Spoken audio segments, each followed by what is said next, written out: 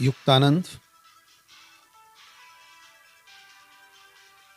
मेरी संस्था Shakti Niketan research foundation trust Ahmedabad Gujarat, Yug Shaktidham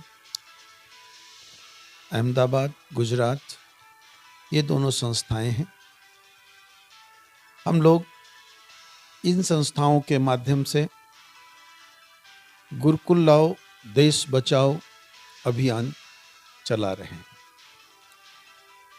ये अभियान के अंतर्गत हम लोग गुरुकुल का निर्माण और गुरुकुल के अंतर्गत पुरातन कालीन जो हमारी शिक्षा प्रणाली थी, पद्धति थी, उस शिक्षा प्रणाली को किस तरह से क्रियान्वित किया जाए, उसके लिए सतत जन जागरण का कार्य तमाम शिक्षण संस्थाओं में, कई प्रदेशों में चलाया जा रहा है और संस्थाएं भी खड़ी करने का प्रयत्न सतत चल रहा है। मैं एक बात बताना चाहता हूं कि शिक्षा क्या है। पुरातन काल शिक्षा थी क्या?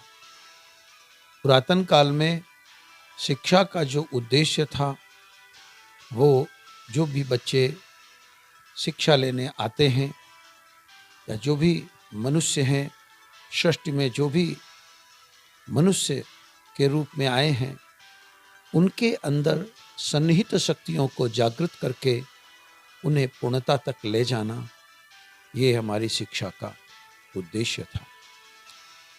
उसके अंतर्गत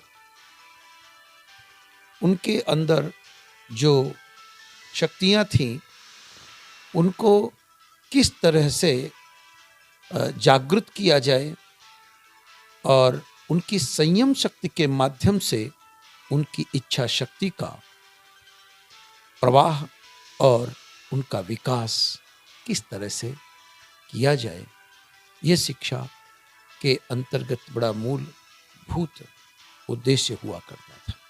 इसके माध्यम से उनके अंदर एक एकाग्रता की शक्ति आती थी।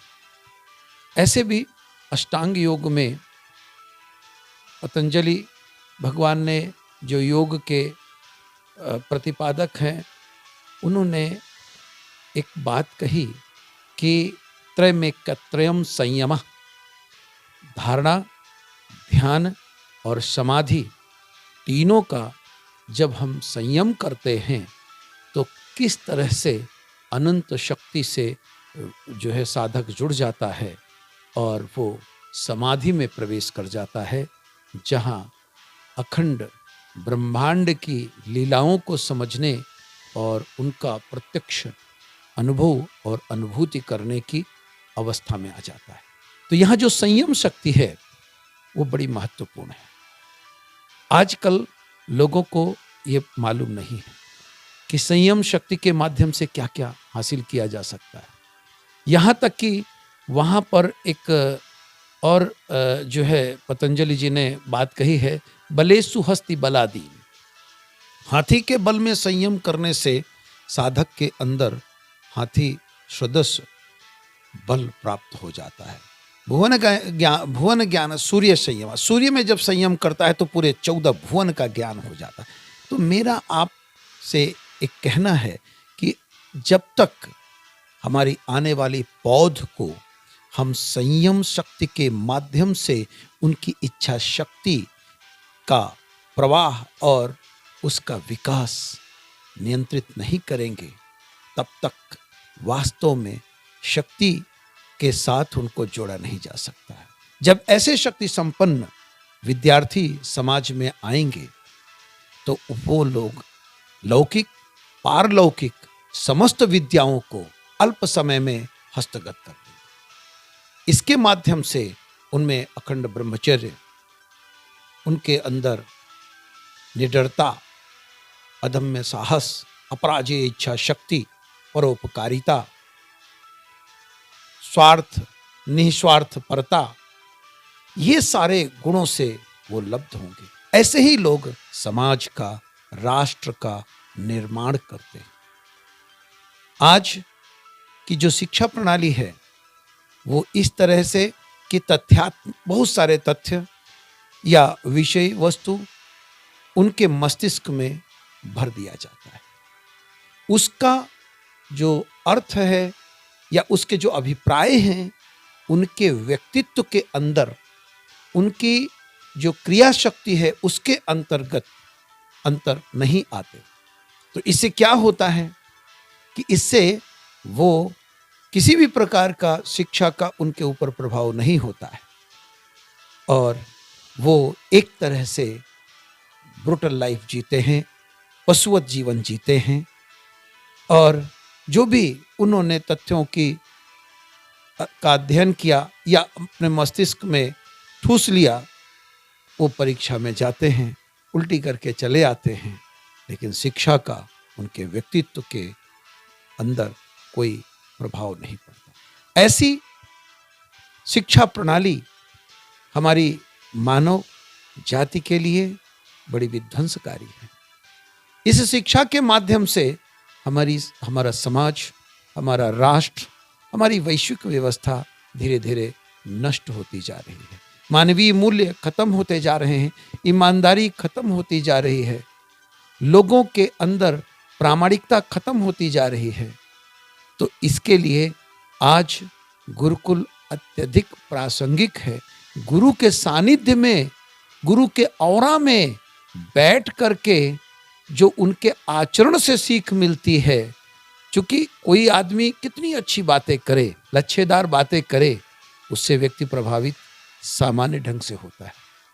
लेकिन किसी की अलंकारिक भाषा हो या ना हो, लच्छेदार भाषा हो या ना हो, अगर उसकी आत्मा जागृत है और उससे अनगढ़ भाषा भी निकलती है तो सामने वाले व्यक्ति को झंकृत कर देती है, हिला देती है और वो वाक्य, वो जो भी विषय उसके मस्तिष्क से कभी नहीं हटते। इसलिए हमारी जो आधुनिक शिक्षा है, मैं उसका समर्थक हूँ, लेकिन उसमें उससे कहीं ज़्यादा हमारी प्राचीन शिक्षा की आवश्यकता है।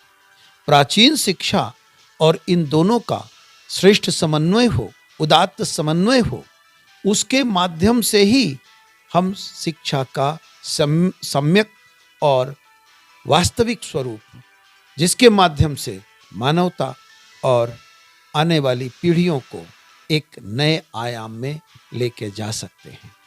अन्यथा ये समाज धीरे धीरे पतन की ओर जा रहा है और शिक्षा से कुछ जो वर्तमान शिक्षा है, जिस तरह से विकृत करके पढ़ाई जा रही है, शिक्षा दी जा रही है, ये विनाशकारी शिक्षा है।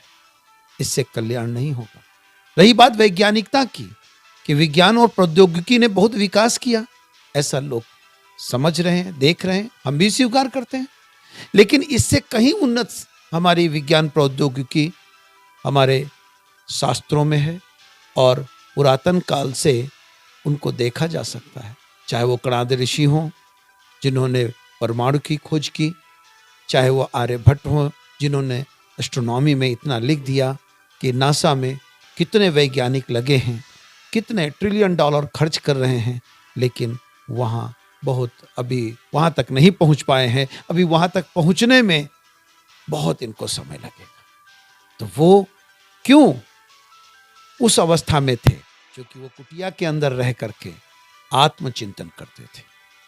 हमारी जो बाह्य संसार है वो हमें उद्दीपन के रूप में, कैटलिस्ट के रूप में तो काम करता है, लेकिन विकास जितने भी हुए हैं वो सब अंदर से बाहर की ओर आए हैं। आइजक न्यूटन ने अगर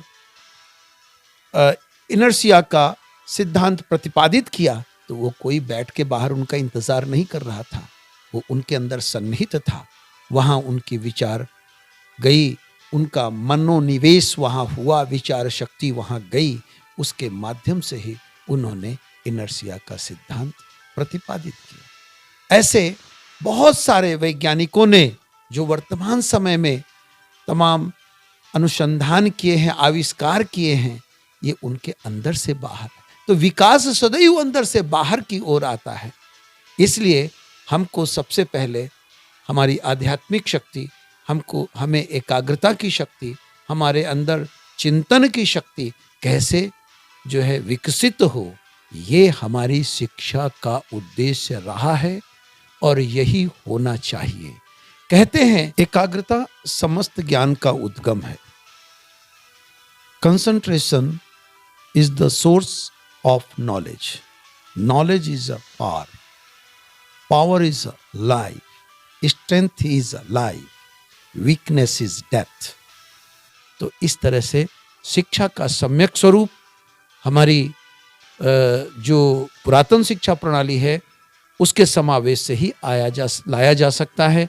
और जितने भी वर्तमान हमारी यूनिवर्सिटीज़ हैं, शिक्षण संस्थाएं हैं, उन सब में, चूँकि गुरुकुल एक साथ इतने सारे नहीं बनाए जा सकते, उसमें भी वक्त लगेगा, समय लगेगा, लेकिन जो हमारे तमाम प्राइवेट स्कूल्स चल रहे हैं और जो सरकारी स्कूल हमारे चल रहे हैं, यूनिवर्सिटीज़ हैं, उनमें जो एक उनके पाठ्यक्रम के साथ अगर 1 घंटा, 1.5 घंटा, 2 घंटा हमारी वैदिक शिक्षा प्रणाली का समावेश किया जाए तो मैं समझता हूँ कि ये बहुत अच्छा कदम होगा और धीरे-धीरे हम इसको आगे भी बढ़ा सकते हैं। और हम जहाँ शिक्षा के कार्य चल रहे हैं वहाँ पर हम धीरे-धीरे उनको उस दिशा में ले जा सकते हैं जहाँ उनके अंदर जो अमोघ एक शक्ति है उसको यथेष्ट रूप से अभिव्यक्त करने का एक माध्यम, एक उनके लिए एक कैटलिस्ट का काम ये हमारी शिक्षा प्रणाली करेगी। और मैं समझता हूँ कि आने वाले समय में मोदी जी इसमें काफ़ी कुछ कर रहे हैं, उनकी सरकार ने बहुत कुछ किया है, लेकिन अभी बहुत कुछ करना बाकी है। और मैं समझता हूँ कि धीरे धीरे इसका तेज़ी से प्रसार होगा और हम सब लोग मिल करके, हमारी टीम जो भी कर रही है, और इसमें हम अपने प्रयत्न बढ़ाएंगे। और इन्हीं शब्दों के साथ मैं अपनी वाणी को विराम देता हूँ। आप सभी को धन्यवाद, बहुत बहुत आभार।